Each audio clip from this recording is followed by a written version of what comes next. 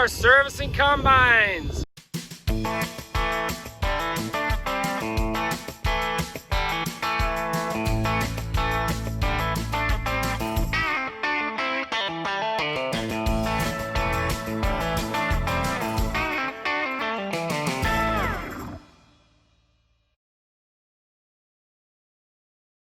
We moved to a new field right kind of dark last night, and so then we unhooked the platform here from the 9610. You can see both the back gates are open where the stairs come up. That's where most of the servicing work is done.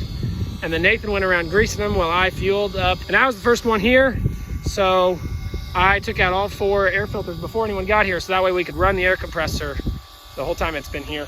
And I'll run this air hose over here to the radiator and clean that out. All right, so we run the fuel pump power. You connect those to a battery, either on the pickup or there on the combine.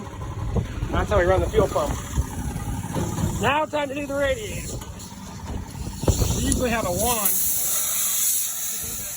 The wand is at the other field, so we'll have to do a little better later.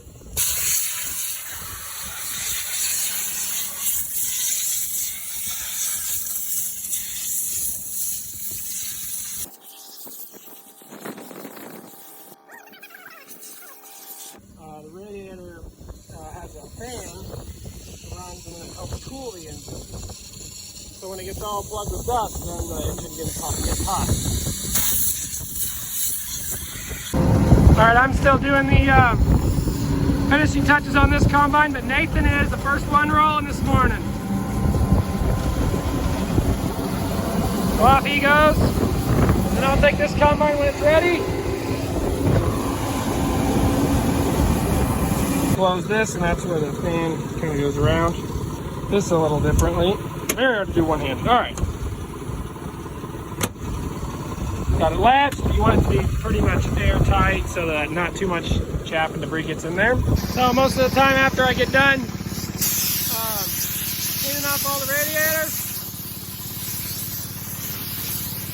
gotta get all that dust off of me. Can't quite get it out of my contacts though. They'll be in there the rest of the day.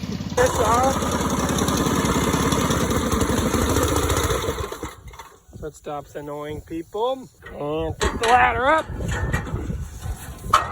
Push the button there. Oh no. That's gonna bug me. Guess I gotta get that put away.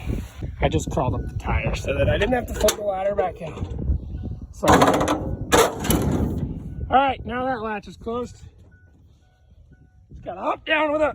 Oh, rolling my ankle.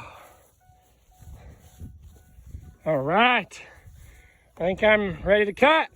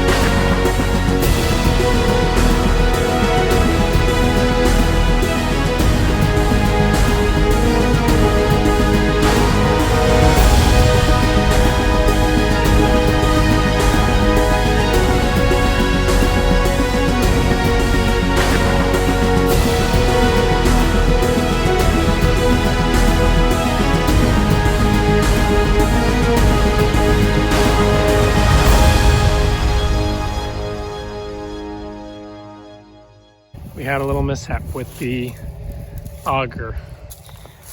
Right here, took this apart. We believe that this slid out, and so it lost that it was driving this chain. So I'm guessing this chain stopped running here, which runs the reel. My dad was the one driving, so I'm guessing he stopped pretty fast, but it still gathered up a lot of straw in there real quick. All right, I am dumping. I am the last one to the party. Everyone else is already eaten. Kaylin brought the food out. Just about knocked this field off too. This is a big field.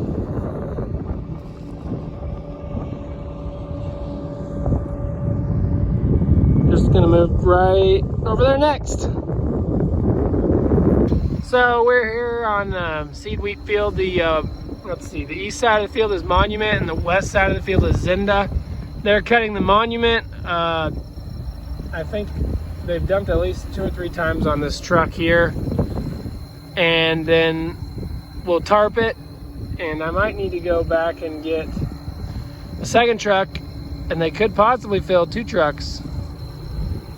Wheat is one of the crops that it's very easy to keep your own seed, which is different than like corn and beans, where you buy from a company. If we want a new variety, we buy it from the local seed dealer, but usually we plant varieties that we've grown in the past. Okay, I have been shuttling trucks here now for about 25 minutes. I took some of the full ones from the last field that we were on before the seed wheat, put them in sheds, and then... The semi will be full after me. Thanks, Nathan.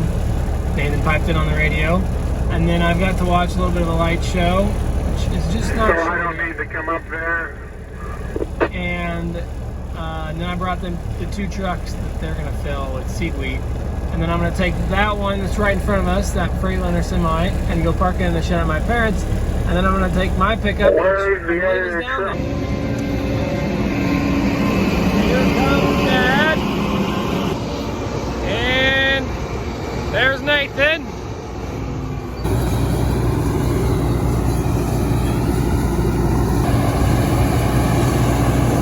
Fill them up, boys. We'll see if we get any rain. We'll take the rain for all of our crops. Well, all of our crops besides wheat need rain. Even the crops that we're about to plant double crop, it would be nice to have a nice softening rain for them to help with germination and getting them in the ground. Oh, I gotta put the tarp on first. It is past, I believe it's past 11. Unless it's only 10:30, I'll check. But we are still cooking. And they'll be in for the night. Sometimes I get a little nervous turning things off for the night. I let them cool down a little bit. But I just never want to leave any lights on or anything on in the cab that could run the battery down. A few of our trucks, we actually have battery switches on.